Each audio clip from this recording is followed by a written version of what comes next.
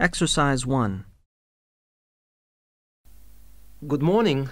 Good morning. How can I help you? I understand that the school organizes trips to different... Yes, we run 5 every month. 3 during weekends and 2 Wednesday afternoon trips. What sort of places? Well, obviously it varies, but always places of historical interest, and also which offer a variety of shopping because our students always ask about that. And then we go for ones where we know there are guided tours because this gives a good focus for the visit. Do you travel far? Well, we're lucky here, obviously, because we're able to say that all our visits are less than 3 hours' drive. How much do they cost? Again, it varies. Between £5 and £15 a head, depending on distance. Uh-huh. Oh, and we do offer to arrange special trips if, you know, there are more than 12 people. Oh, right. I'll keep that in mind. And what are the times normally? We try to keep it pretty fixed so that students get to know the pattern. We leave at 8:30 a.m. and return at 6 p.m. We figure it's best to keep the day fairly short. Oh, yes. And how do we reserve a place? You sign your name on the notice board. Do you know where it is? Uh-huh. I saw it this morning. And we do ask that you sign up 3 days in advance, so we know we've got enough people interested to run it, and we can cancel if necessary, with full refund, of course. That's fine, thanks. And what visits are planned for this term? Right, well, I'm afraid the schedule hasn't been printed out yet, but we have confirmed the dates and planned the optional extra visits, which you can also book in advance if you want to. Oh, that's all right. If you can just give some idea of the weekend ones, so I can, you know, work out when to see friends, etc. Oh, sure. Well, the first one is St. Ives. That's on the 13th of February, and we'll have only 16 places available, because we're going by minibus. And that's a day in town with the optional extra of visiting the Hepworth Museum. All right, yeah, that sounds good. Then there's a London trip on the 16th of February, and we'll be taking a medium-sized coach, so there'll be 45 places on that. And let's see, the optional extra is the Tower of London. Oh, I've already been there. After that, there's Bristol on the 3rd of March. Where? Bristol, Bristol. Okay. That's in a different minibus with 18 places available. Oh, and the optional extra is a visit to the SS Great Britain. Okay. We're going to Salisbury on the 18th of March, and that's always a popular one because the optional extra is Stonehenge. So we're taking the large coach with 50 seats. Oh, good. And then the last one is to Bath on the 23rd of March. Oh, yes. Is Bath the Roman city? Yes, that's right. And that's in the 16-seater minibus. And where's the optional visit? It's to the American Museum. Well worth a visit. Okay, well, that's great. Thanks for all that. My pleasure. Oh, by the way, if you want more information about any of the trips, have a look in the student newspaper. Okay. Or have a word with my assistant. Her name is Jane Yentob. That's Yentob. Right, I've got that. Thank you very much for all your help. You're very welcome. I hope you enjoy the trips. Exercise 2. Good afternoon, everybody, and welcome to Riverside Industrial Village. To start your visit, I'm just going to give you a brief account of the history of the museum before letting you roam about on your own. I won't keep you long, OK? Now, from where we're standing, you've got a good view of the river over there. And it was because of this fast-flowing water that this site was a natural place for manufacturing works. The water and the availability of raw materials in the area like minerals and iron ore, and also the abundance of local fuels like coal and firewood, all made this site suitable for industry from a very early time. Water was the main source of power for the early industries, and some of the water wheels were first established in the 12th century, would you believe?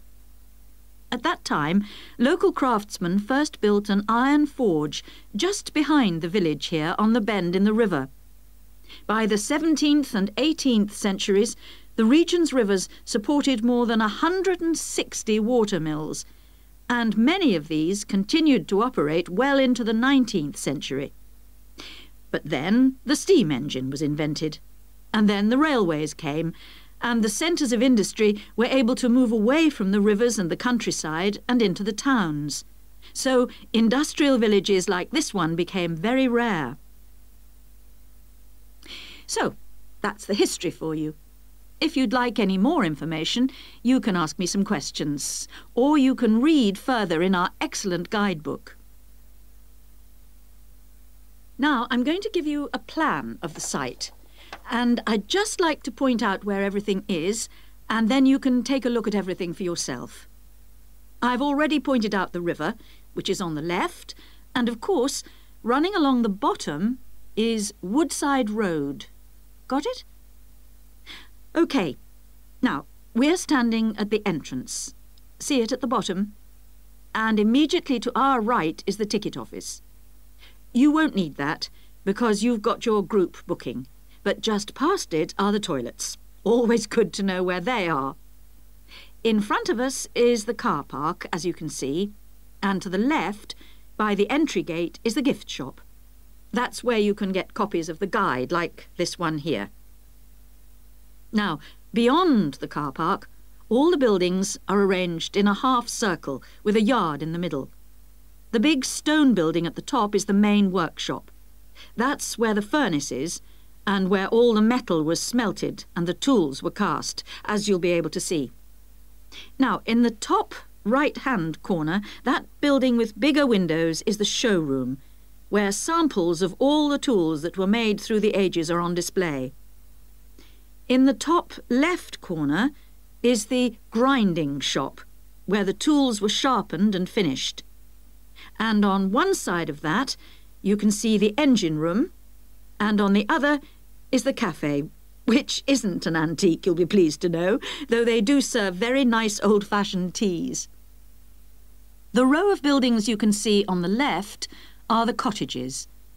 These were built for the workers towards the end of the 18th century, and they're still furnished from that period, so you can get a good idea of ordinary people's living conditions.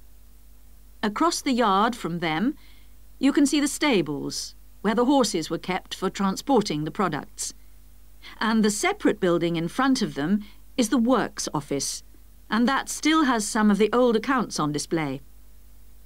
Right, if anyone wants a guided tour, then I'm starting at the engine room.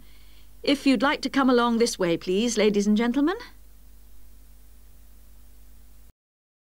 Exercise 3. Excuse me, Dr. Johnson. May I speak to you for a minute? Sure, come in. I'm Melanie Griffin. I'm taking your course in population studies. Right. Well, Melanie, how can I help you? I'm having a bit of trouble with a second assignment, and it's due in 12 days. What sort of trouble are you having? Is the assignment question a problem? Well, that's part of the problem. I've been having trouble getting hold of the books. I've been to the library several times and all the books are out. Sounds like you should have started borrowing books a bit earlier. Well, I had a really big assignment due in for another course, and I've been spending all my time on that, and I thought... You might get an extension of time to finish your assignment for me? If that's possible, but I don't know if... Well, yes, it is possible, but extensions are normally given only for medical or compassionate reasons. Otherwise, it's really a question of organizing your study, and we don't like giving extensions to students who simply didn't plan their work properly. What did you get for your first assignment? I got 87%. Yes, you did very well, indeed. So, obviously, you can produce good work. I don't think I'll need too much extra time. as long as I can get hold of some of the important references. Well, since you did so well in your first assignment, I'm prepared to give you an extra 2 weeks for this one. So that'll mean you'll need to submit it about a month from now. Oh, thank you. Now, what about the reading materials? Have you checked out the journal articles in the list? No, not yet. There were about 20 of them, and I wasn't sure which ones would be most useful or important. Well, they're all useful. But I don't expect anyone to read them all, because a number of them deal with the same issues. Let me give you some suggestions. The article by Anderson and Hawker is really worth reading. Right, I'll read that one. You should also read the article by Jackson, but just look at the part on the research methodology, how they did it. Okay, Jackson. Got that. And if you have time, the one by Roberts says very relevant things, although it's not essential. So, okay, if it's useful, I'll try and read that one.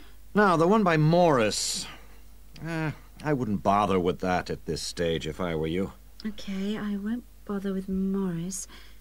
Oh, now, someone told me the article by Cooper is important. Well, yes, in a way. But just look at the last part, where he discusses the research results. And lastly, there's Forster. I can't think why I included that one.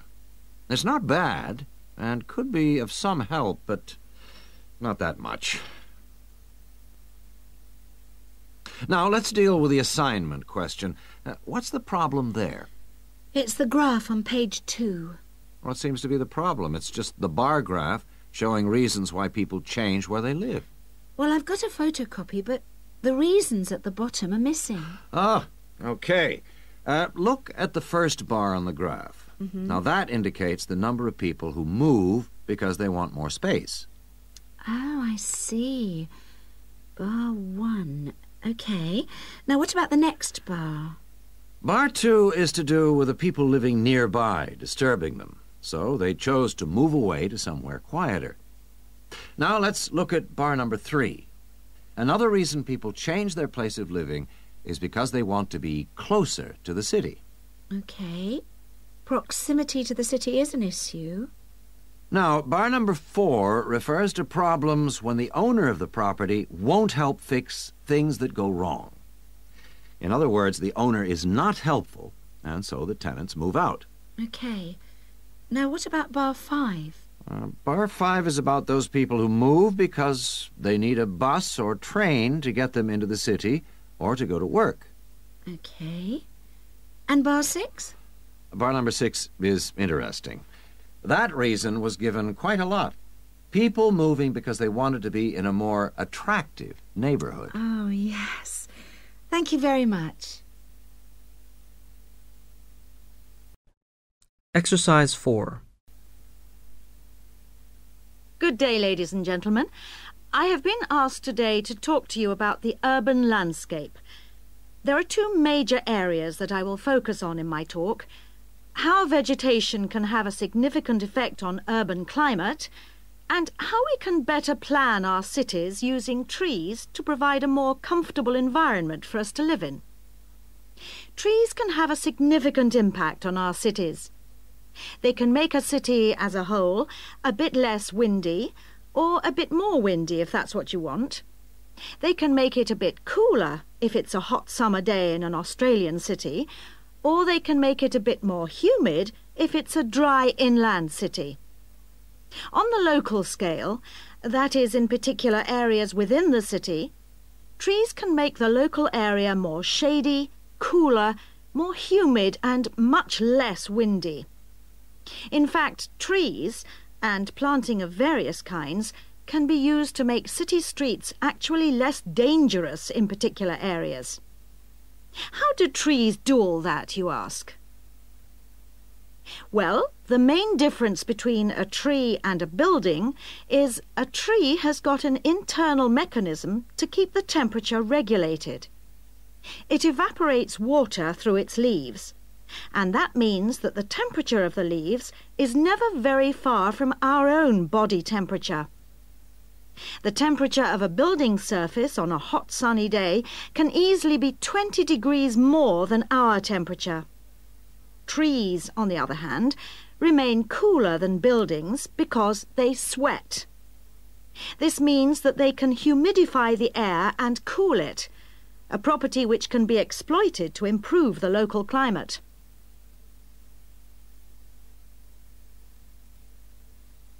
Trees can also help break the force of winds. The reason that high buildings make it windier at ground level is that as the wind goes higher and higher, it goes faster and faster. When the wind hits the building, it has to go somewhere. Some of it goes over the top, and some goes around the sides of the building, forcing those high-level winds down to ground level. That doesn't happen when you have trees. Trees filter the wind and considerably reduce it, preventing those very large, strong gusts that you so often find around tall buildings. Another problem in built-up areas is that traffic noise is intensified by tall buildings. By planting a belt of trees at the side of the road, you can make things a little quieter, but much of the vehicle noise still goes through the trees. Trees can also help reduce the amount of noise in the surroundings, although the effect is not as large as people like to think. Low-frequency noise in particular just goes through the trees as though they aren't there. Although trees can significantly improve the local climate, they do, however, take up a lot of space. There are root systems to consider, and branches blocking windows and so on. It may therefore be difficult to fit trees into the local landscape. There is not a great deal you can do if you have what we call a street canyon, a whole set of high-rises enclosed in a narrow street. Trees need water to grow. They also need some sunlight to grow, and you need room to put them. If you have the chance of knocking buildings down and replacing them, then suddenly you can start looking at different ways to design the streets and to introduce tree planting. Exercise 5. Oh, Peter, there you are. You've been ages. What kept you so long? I'm sorry I'm so late, Sally. Have you been waiting long? Oh, half an hour. But it doesn't matter. I've had a coffee, and I've been reading this guidebook for tourists. Sit down. You look very hot and tired. What would you like to drink? I'd love a really chilled mineral water or something. Will you have another coffee? Yes, I will. The waitress will be back in a moment. Why were you so late? Did something happen? Yes. You know, I went to the bank to cash some traveller's checks. Well, the exchange rate was looking healthy, but when I went to the teller, they told me the computer system was temporarily down, so they couldn't do any transactions. They said the problem would be fixed in a few minutes, so I waited. And then I started talking to another guy in the bank, and I forgot the time. Really? Someone you met in the bank? Does he work there? No, he was a tourist from New York. His name's Henry, and he's been here for a week, but he's moving on to Germany tomorrow. He's an architect, and he's spending 4 weeks traveling around Europe. Just like us? Yeah, just like us. He told me the names of some places where we should eat. Great food and not too expensive, he said. Oh, and he also gave me this map of the bus system. He said he didn't need it anymore. Oh, that's useful. Pity he's moving on tomorrow. Ah, here's the waitress. Let's order. Do you want anything to eat, or shall we just have a drink? Well, I'm hungry, and we've got a lot of sightseeing to do, so let's just have a snack and a drink. Sounds good to me. Well, let's decide what we'll see today. I guess the best place to start is the cathedral, and then the castle. What are the opening times for those two? Well, according to this guidebook, the cathedral is only open from 9:30 in the morning until midday. Oh, no, hang on. That's the Cathedral Museum. The cathedral itself is open morning and afternoon. The castle is just open from 1 to 5, so we can't go there until after lunch. I really want to spend some time in the art gallery, because they've got this wonderful painting by Rembrandt that I've always wanted to see. What else should we see? Well, the guidebook says the botanical gardens are worth spending some time in, and they're open all day from 8 to 6, so we can go there any time. Mm-hmm. I'd like to go to the markets near the river too, but, oh, no, wait, that's only in the mornings too. As well as today and tomorrow, we can see some other places on Monday, you know. But I don't think the markets will be open then. They only open on Thursdays, so we've missed them for this week. Maybe we should go to the cathedral today because it's Sunday tomorrow, and even though it's open every day, it might be more difficult to get in tomorrow because of the church services. That's true. But the art gallery isn't open on Sundays at all, so we'll have to go there today. The castle's open every day except Mondays, so we're okay there. And the gardens, of course, only close at night. Are all these places free, or do we have to pay to go in? What does the guidebook say? I think there's a charge for all of them, except the botanical gardens. Oh, and the markets. Of course you don't pay to go in. Okay. Well, it looks like our plan is this. We'll go to see the painting you like first, the Rembrandt, then have lunch and go on to the castle after that, and then the cathedral. Okay. It says here that the roof of the cathedral is really beautiful. Is that right? What I really want to do at the cathedral is climb the tower. The view is supposed to be spectacular.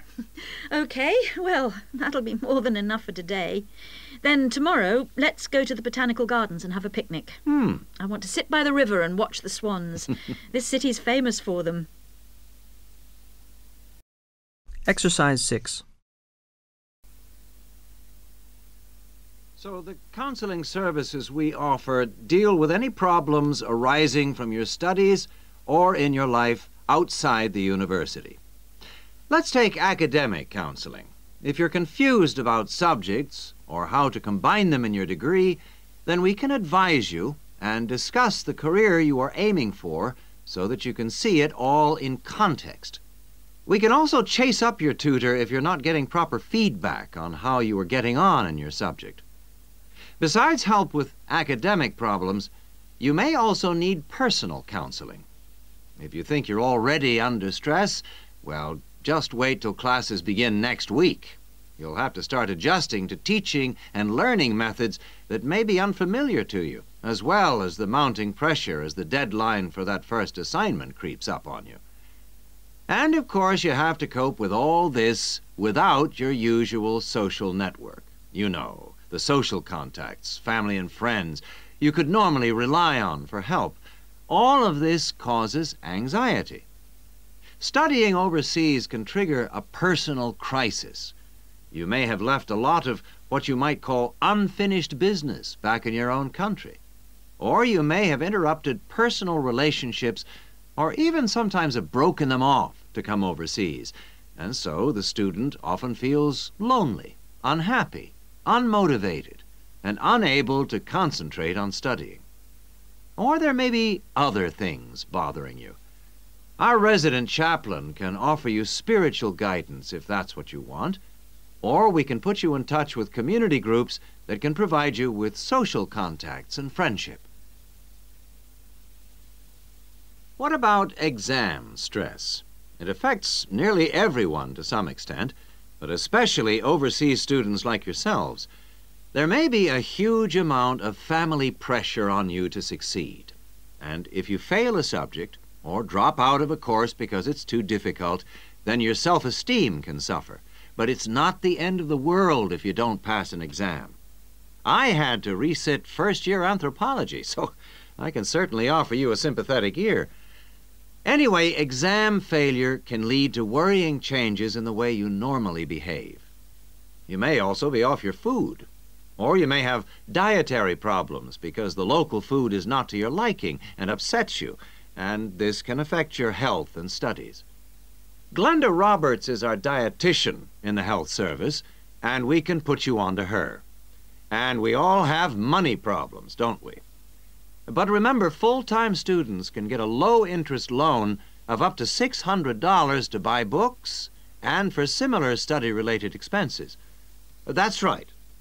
And you can get double that amount if you can't afford an item of equipment you need for your course, a musical instrument, for example. And it doesn't stop there.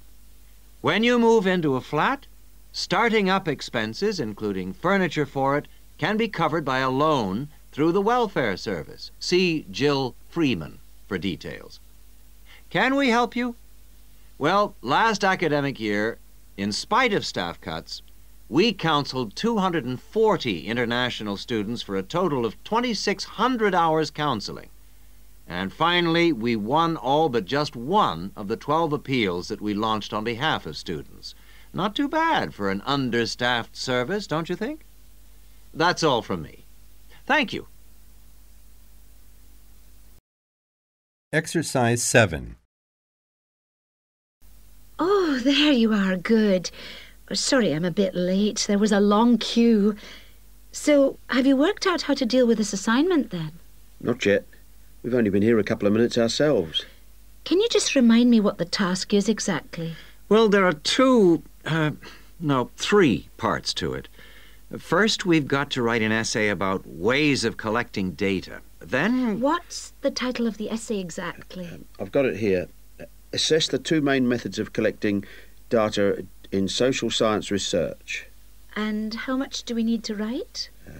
1,500 words. That's for the essay.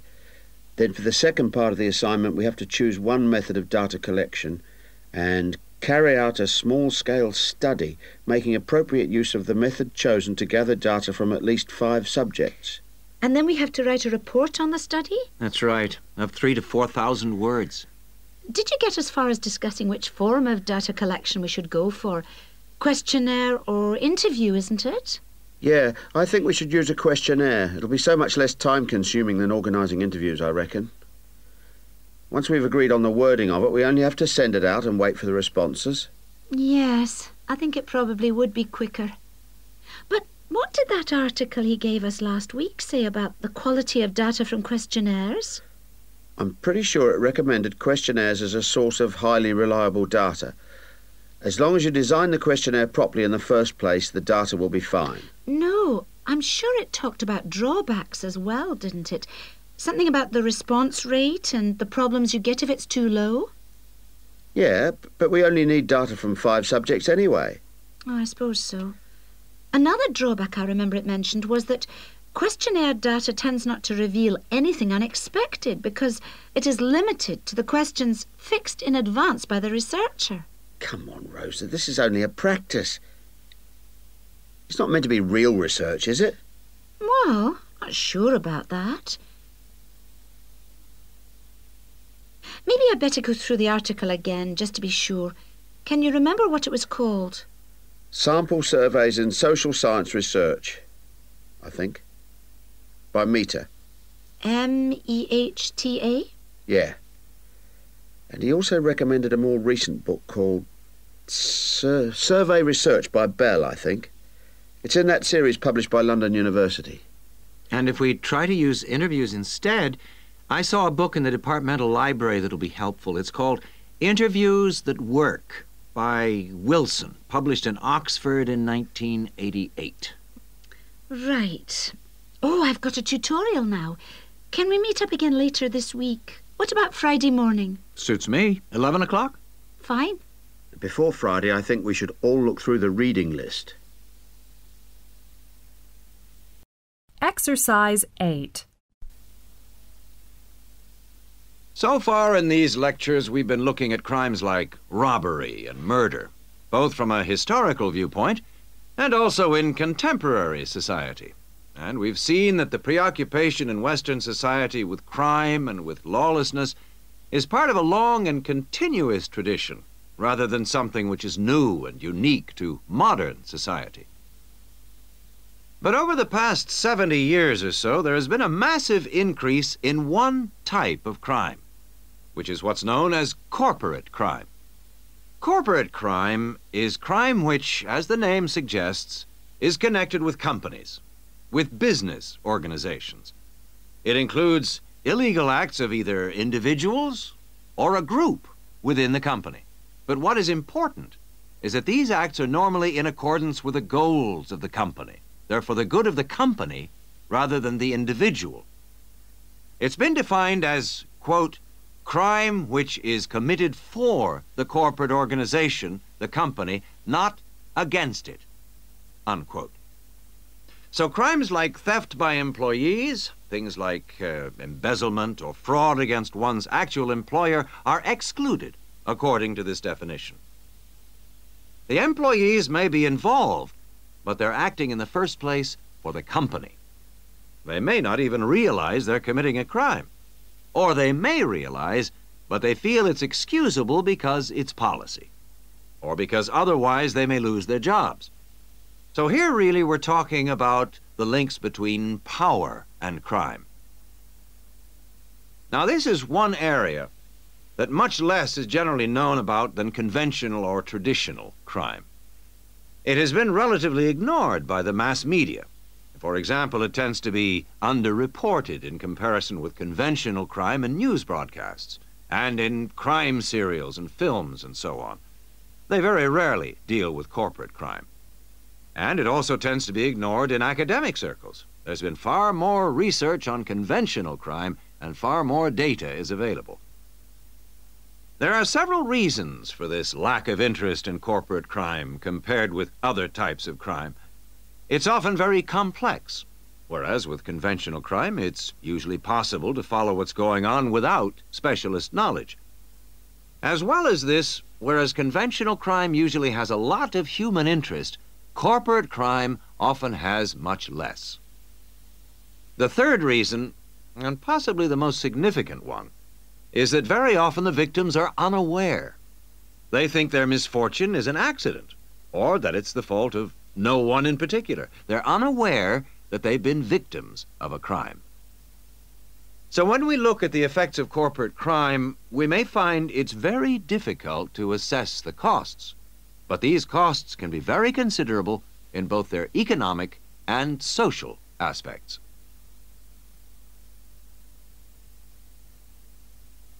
Let's look at the economic costs first. For example, if a company is producing fruit juice and it dilutes its product so that it's just a little below the concentration it should be, many millions of people may be paying a small amount extra for their carton of orange juice. Now, small amounts like this may seem insignificant for individual customers, too small to worry about. But for the company, this deception might result in massive illegal profit. However, all studies of corporate crime agree that the individuals are in fact deprived of far more money by such crime than they are by conventional crime like robbery and theft. In addition to this, we have to consider the social costs of corporate crime, and these are again very difficult to assess, but they are considerable.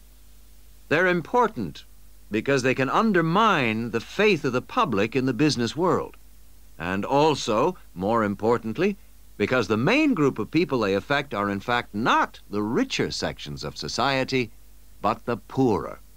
So here, companies are robbing the poor to benefit the rich. There are two more points to do with corporate crime that I'd like to illustrate with reference to a specific event which occurred several years ago. This was an explosion of a large oil tanker, which caused the loss of more than 50 lives of the crew. It was an explosion which never should have happened, and a subsequent inquiry laid the blame not on anyone who had actually been on the tanker at the time, but on the owners of the tanker. They had deliberately decided not to carry out necessary repair work on the tanker as it was due to be sold, and it was this lack of repair work which was directly responsible for the explosion. Now, this illustrates 2 points to do with corporate crime. First of all, that it does not have to be intentional. The owners of the tanker certainly did not intend it to explode, but very serious consequences can result from people or organizations not considering the possible results of their actions seriously enough. The main crime here was indifference to the human results, rather than actual intention to harm anyone, but that didn't make the results any less tragic. And this leads me to my second point, that corporate crime can have very severe consequences. It's not just a matter of companies making bigger profits than they should do, but of events which may affect the lives of innocent people. And yet very often, companies, because they say they didn't intend to harm anyone, can avoid taking responsibility for the results of their actions, and that has been a very dangerous loophole in the law. Now, a further example of corporate crime was that... Exercise 9. Sarah, I've heard that you want to move into a homestay family. Is that correct? Yes, that's right. I've been staying with my aunt, and now my cousin is arriving from Singapore, and my aunt needs the room for him. Oh, that's bad luck. Well, I'll need to get some particulars first. Sarah, what's your full name? Sarah Lim, and that's Sarah without the H at the end. How old are you, Sarah? 23, only just. It was my birthday on the 21st of August. Happy birthday for yesterday.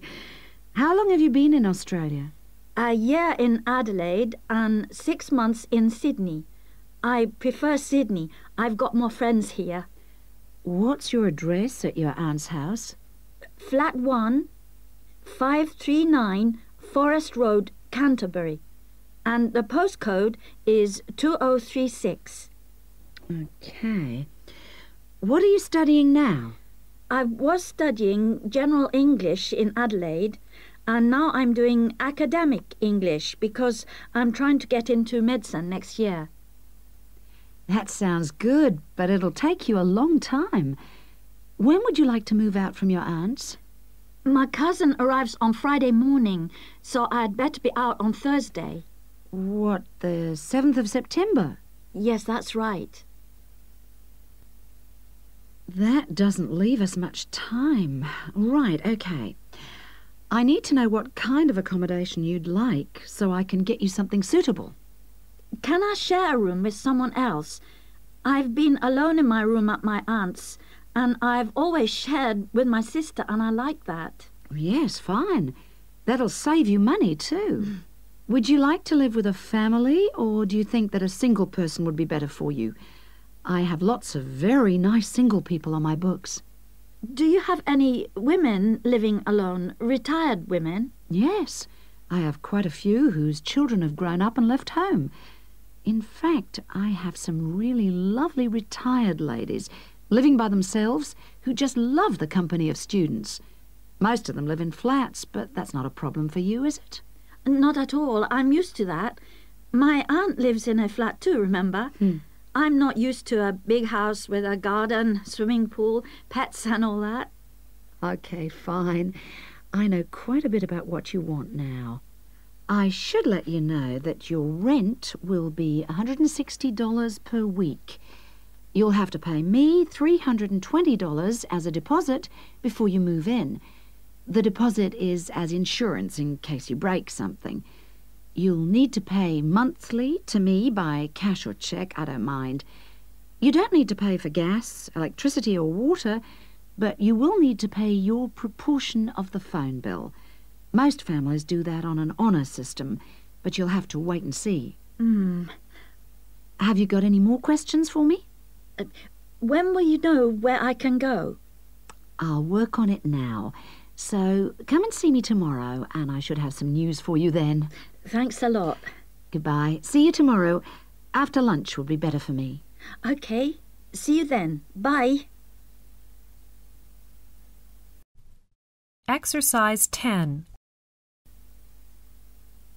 Good evening. And in this week's edition of Focus on the Arts, Jane Hemington is going to fill us in on what's in store for us at this year's Summer Festival. Over to you, Jane. Thank you, Jeffrey. This year, the Summer Festival is the biggest we've ever seen, so there should be something for everybody. This is the 3rd year they've run it, and the timing's slightly different. For the last couple of years, it's been around the 5th to 17th, but this year, they wanted to allow everyone enough time to recover from the 1st of January celebrations, and they've put it at the end of the month. The program has sensational theater, dance, and also a large number of art exhibitions. But the thing the festival is most famous for is its great street music. For today's report, though, Jeffrey, I'm looking at some of the theatrical events that you might like to see. In particular, at this year's theme, circuses. I'm going to tell you about 2 circus performances, but there are plenty of others in the program. I've chosen these because they represent distinct movements within circus performance. The first is the Circus Romano from Italy. As this is a traveling circus, it follows a long tradition by performing in a marquee, which is really like a canvas portable building, usually put up in a green space or car park rather than in a theater or stadium. In spite of this, Circus Romano isn't at all like the traditional circuses I grew up with. There are no animals, just very talented clowning and acrobatic routines. The show has a lot of very funny moments, especially at the beginning. But the best part is the music and lighting. They're magical. At $45, it's very expensive anyway. It's really for adult tastes. In fact, much of it would be wasted on children, so I suggest you leave them at home. The second circus performance is Circus Electrica at the Studio Theater. The purists are suggesting that this isn't a circus at all. It's a showcase for skills in dance and magic rather than the usual ones you expect in a circus. With only 6 performers, it's a small production which suits the venue well. The studio only seats about 200 people. For my money, it's the aerial displays which are outstanding, as well as the magical tricks, features which are missing from Circus Romano. An interesting feature of the show is that the performers are so young. The youngest is only 14, but it's still well worth seeing. A good one for the whole family. And finally, as it's summer, you may wish to see some of the festival performances that are being presented outdoors, like the famous Mekong water puppet troupe performing in the city gardens this week. Now, water puppetry is amazing. It's large puppets on long sticks, controlled by puppeteers standing waist deep in the lake. The puppets do comedy routines, and there is some terrific formation dancing. This is a fantastic show, and the best moment comes at the end, seeing the puppeteers. When the troupe walks up out of the water, you get this amazing feeling. It's really hard to believe that what you've been watching is lifeless wood and cloth. As an adult, I had a great time, but I did note that other older people in the audience weren't quite as taken with it as I was. It's a must for young children, though, and that's the audience it's really aimed at. Well, that's all I've time for today, but I'll be back next week with more news of what's worth seeing and what it's best to miss. Exercise 11. Hello, I'm Dawn Matthews. Yes, hello. I've been referred to you because I'm inquiring about the refresher courses that you run. I'd like to find out a bit more about them. OK. Well, we run quite a few different short courses for students who are either returning to study or studying part-time. Tell me about your situation. Well, I think that I really need some help in preparing for the coming semester, especially to build up my confidence a bit and help me study effectively because, you see, I've been out in the workforce for nearly 12 years now, so it really is a long time since I was last a student. Yes, it can seem like a long time, can't it? Well, let me start by telling you what courses we have that might suit you. Are you an undergraduate or a postgraduate, arts or sciences? Undergraduate, and I'm in the business faculty. Right then. Well, first of all, there's our intensive Study for Success seminar on the 1st and 2nd of February. Mm-hmm. It's aimed at students like you who are uncertain about what to expect at college and looks at a fairly wide range of approaches to university learning to motivate you to begin your study and build on your own learning strategies. That sounds good. What are some of the strategies that are presented? Well, we try to cover all aspects of study. Some of the strategies in writing, for example, would be improving your planning for writing, organising your thinking, and building some techniques to help you write more clearly. With reading, there'll be sessions aimed at getting into the habit of analysing material as you read it, and tips to help you record and remember what you've read. It really is very important to begin reading confidently right from the beginning. There's also advice on how to get the most from your lectures and practice in giving confident presentations, as well as how to prepare for exams. What about the motivational side of things? Well, there's a range of motivational exercises that we do to help the students feel positive and enthusiastic about their study. The process of learning and exploring a subject can lead to a whole new way of looking at the world, and the study skills and techniques that you build up can be applied in all sorts of different ways. Actually, I'm very excited about the whole thing of taking up studying again, but, you know, I'm a little nervous about whether I'll manage to get everything done.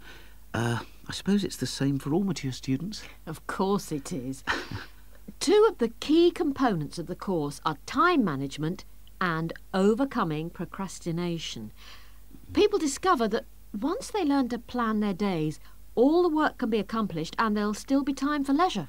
Is there an enrolment fee? Well, just a minute, let's see. The cost is £30, which includes all course materials and morning tea. You have to arrange your own lunch. Well, that wouldn't be a problem. I already make sandwiches for my 3 kids and my wife and myself every day. I won't have to change my routine. No. Now, I need to tell you that this is a very popular course, and it's essential that you book well ahead of time. In fact, the course convener tells me that there are only 5 places left. What other course might be good for me? There is one other that you could benefit from. It's simply called Learning Skills for University Study and is on 3 consecutive mornings, starting on a Monday from 9 to 12, and costs £25.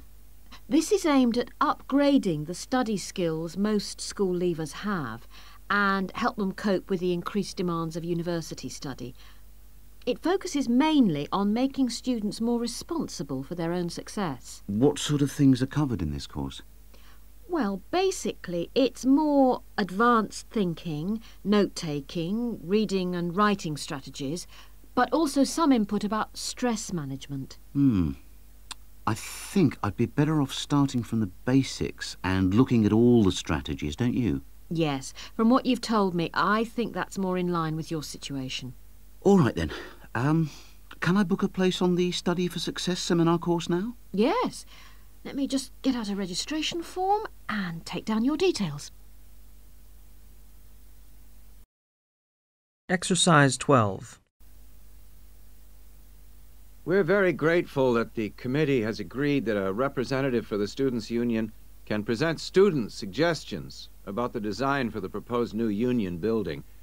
We appreciate that some of our ideas may not be feasible in the circumstances, but we do feel that it is important that the ultimate beneficiaries of the facilities should have some say in its design. If I could start by briefly explaining what steps were taken to find out student opinion and how we have arrived at conclusions. Firstly, a meeting was held in the current union for our SU committee to explain the options. Then we invited all students to submit written suggestions for the design, placing cards in a suggestion box. These suggestions then provided the basis for the design of a questionnaire which was completed by approximately 2,000 of the college students over a period of 3 weeks. Finally, the SU committee collated the results and drew up a report. If I can just hand around a copy of that report. This presentation is essentially a summary and discussion of the key points of this report. So, in broad terms, the consensus was as follows. Firstly, regarding the crucial matter of the site, we presented the 3 options that you have proposed. 1, in the city center near the Faculty of Education. 2, on the outskirts of the city near the park. And 3, out of town near the halls of residence.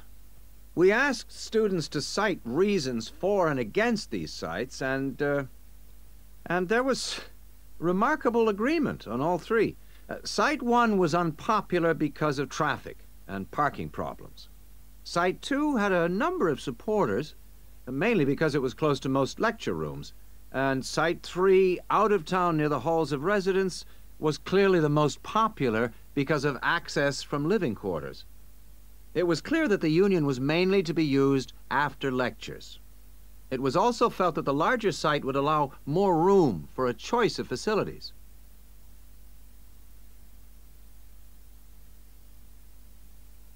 Our second area of interest was obviously the facilities. There was minimal interest in having a library on the premises, but one option seemed to be a reading room instead, more useful. We would like the current table games room to be replaced with a small gym, and if possible, a small swimming pool. Not, of course, Olympic-sized. There was a large number of respondents in favor of a travel agents and insurance center. We also request that there be the offices of the Student Counseling Center, moving this from the refectory. There was, however, much disagreement about whether to build a drama theater. Just over 40% of the respondents were in favor, but a largish minority were strongly against it, claiming that it is elitist and a waste of funds. Essentially, the jury is out on that.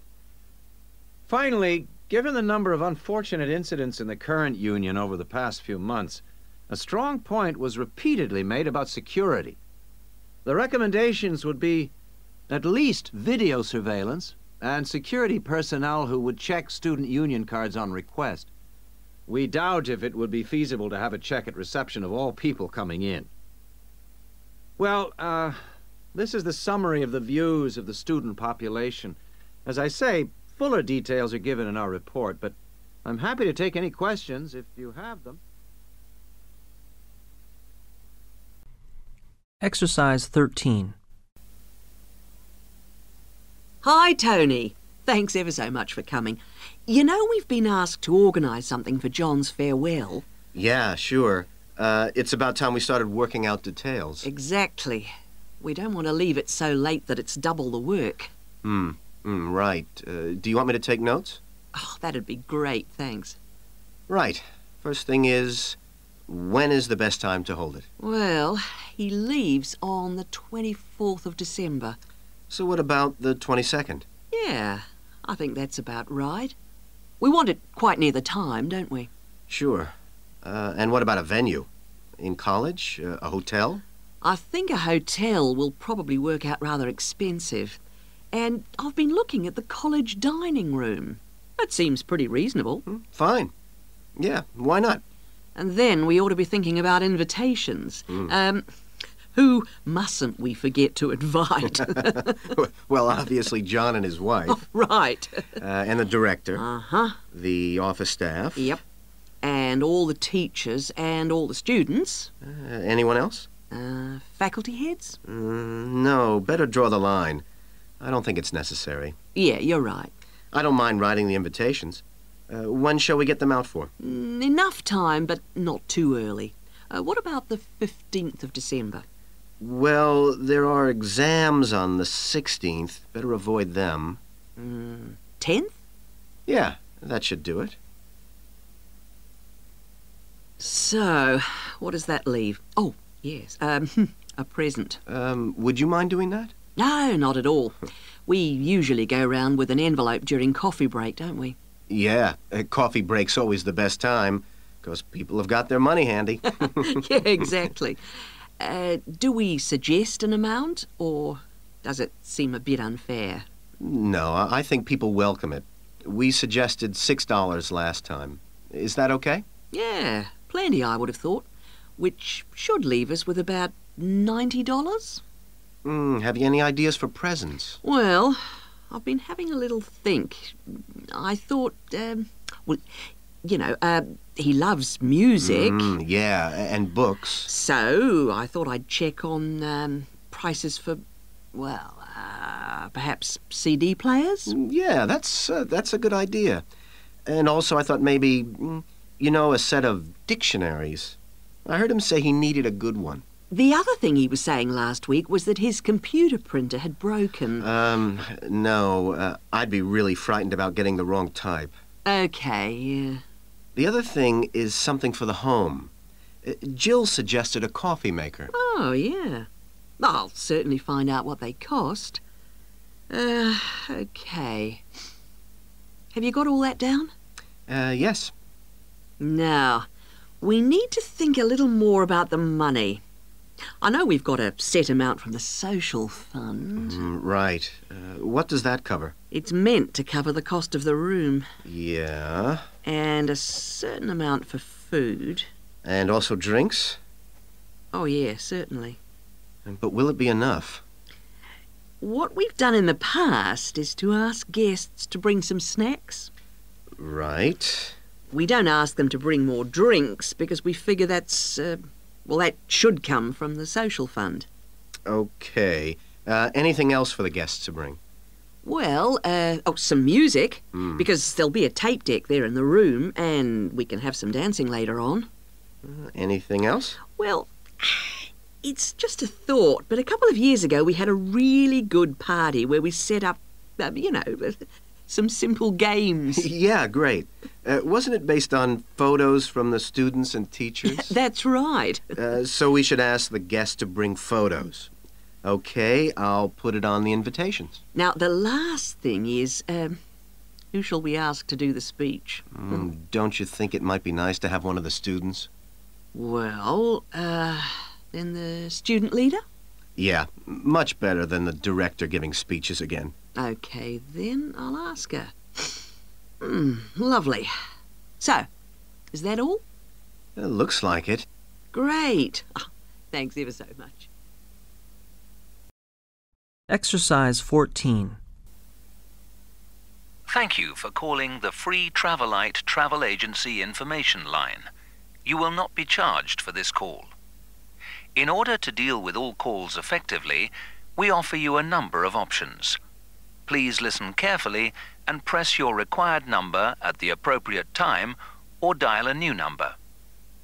If you want to hear about special offers, please press 1. If you want to hear our latest price lists, please press 2. If you want to make a complaint, please press 3. If you want information about our new walking holidays, please press 4 now. Thank you for calling our Travelite Walking Holidays line. We have been offering a wide variety of walking holidays to suit all tastes for just 3 years, but already we have won 2 awards for excellence in this field. We offer guided walking tours to suit the discerning traveller in 12 different centres throughout the whole of Western Europe. We are planning to open our first centre outside this area in the coming year, so watch out for developments. But the pride of Travelite is the level of guidance and support we offer on our walks. All are planned in detail by our highly trained guides who all work in a variety of different Travelite locations, so we can guarantee standards. Each day we offer 3 separate walks catering for all skills and fitness levels. We also pride ourselves on our friendly service, particularly important for the increasing numbers of people who choose to holiday alone. Unlike almost all travel operators who happily charge large supplements for single rooms, we guarantee that no single client will pay more, even when only double rooms are available for them. And the day doesn't end with the return to base. After our dinner at communal tables designed to make all our guests feel part of a family atmosphere, entertainment is laid on nearly every night with tour leaders on hand to organise lectures, games, quizzes, and respond to any special request from guests.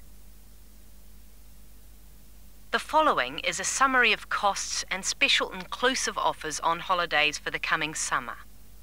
We have 3 lengths of holiday: 3-day, 7-day, and 14-day.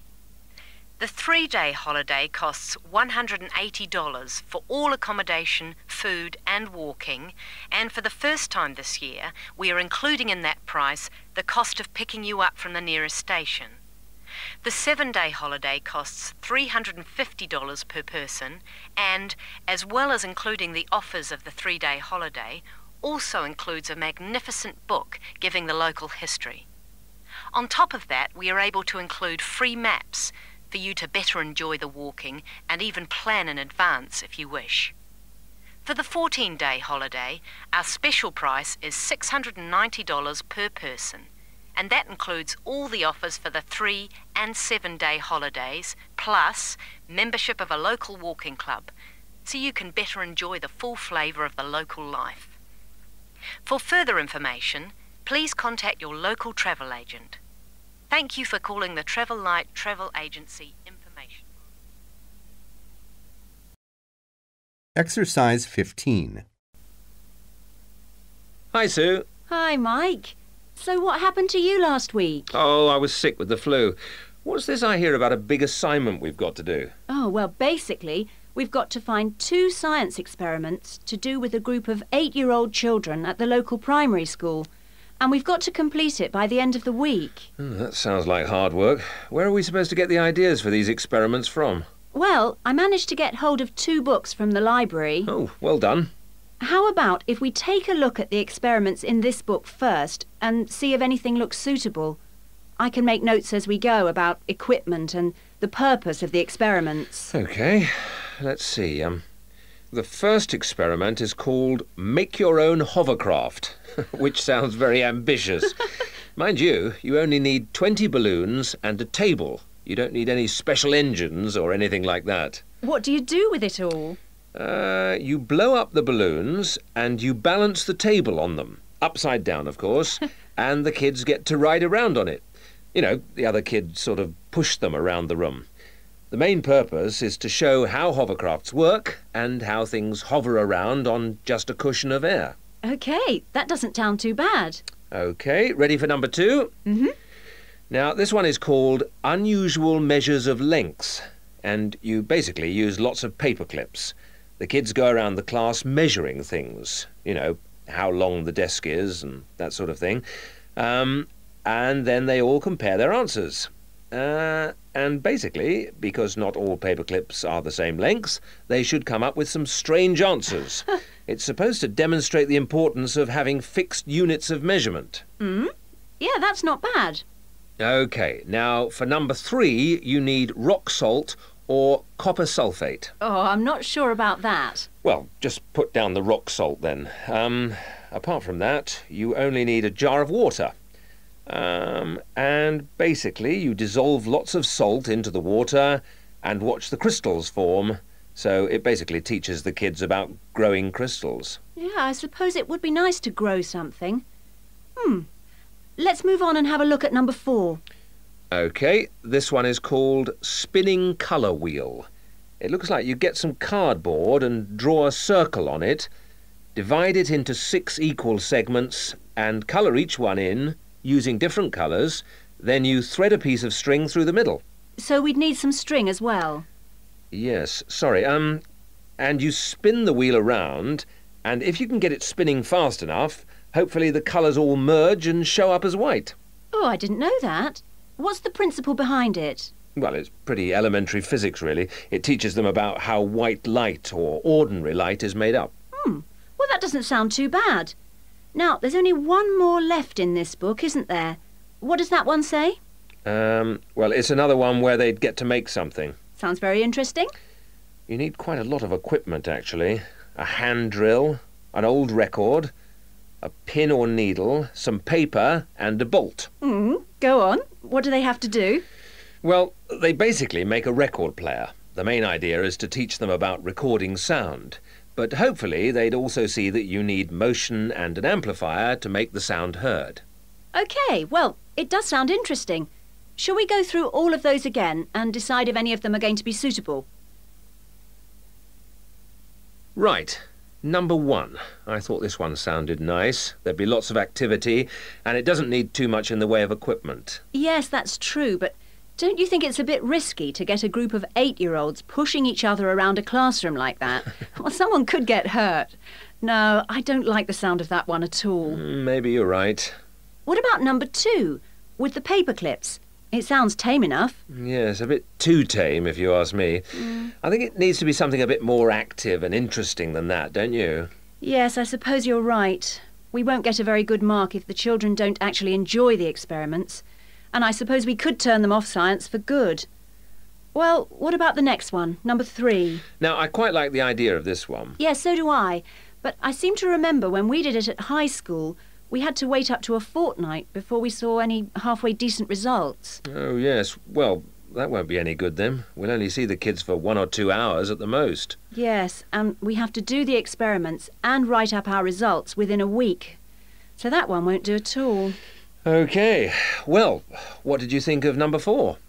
I like the idea of it, but do you think it will be a bit elementary for them? Well, they are only 8, you know. I know, but you know what I mean. Don't you think the activity itself is a bit babyish? Maybe you're right. They might have fun, but I mean, cutting out a circle and colouring it in. OK. Well, what about number 5? I thought this one sounded a bit too good to be true. Great equipment. Yeah. But don't you think it's a bit ambitious for this age group? I mean, I don't want to start off something and then have to abandon it if they just can't cope with it. I could see us ending up doing just about all of the work for them. I guess you're right. Oh, well, maybe we could store that idea away for later. Yep. Let's hope this second book has something better. Exercise 16. Today we're going to look at one of my favourite fish, the shark. As you know, sharks have a reputation for being very dangerous creatures, capable of injuring or killing humans. And I'd like to talk about sharks in Australia. Sharks are rather large fish, often growing to over 10 metres, and the longest sharks caught in Australia have reached 16 metres. Sharks vary in weight with size and breed, of course, but the heaviest shark caught in Australia was a white pointer. That weighed 795 kilograms. Quite a size. Sharks have a different structure to most fish. Instead of a skeleton made of bone, they have a tough, elastic skeleton of cartilage. Unlike bone, this firm, pliable material is rather like your nose and allows the shark to bend easily as it swims. The shark's skin isn't covered with scales like other fish. Instead, the skin's covered with barbs, giving it a rough texture like sandpaper. As you know, sharks are very quick swimmers. This is made possible by their fins, one set at the side and another set underneath the body, and the tail also helps the shark move forward quickly. Unlike other fish, sharks have to keep swimming if they want to stay at a particular depth, and they rarely swim at the surface. Mostly they swim at the bottom of the ocean, scavenging and picking up food that's lying on the ocean floor. While most other animals, including fish, hunt their prey by means of their eyesight, sharks hunt essentially by smell. They have a very acute sense of smell and can sense the presence of food long before they can see it.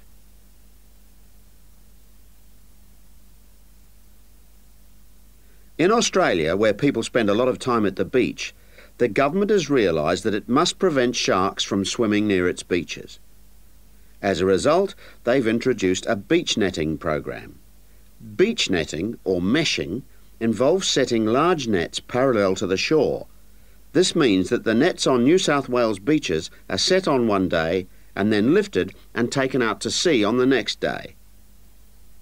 When shark netting first began in 1939, only the Sydney metropolitan beaches were meshed. These beaches were chosen because beaches near the city are usually the most crowded with swimmers. 10 years later, in 1949, systematic meshing was extended to include the beaches to the south of Sydney.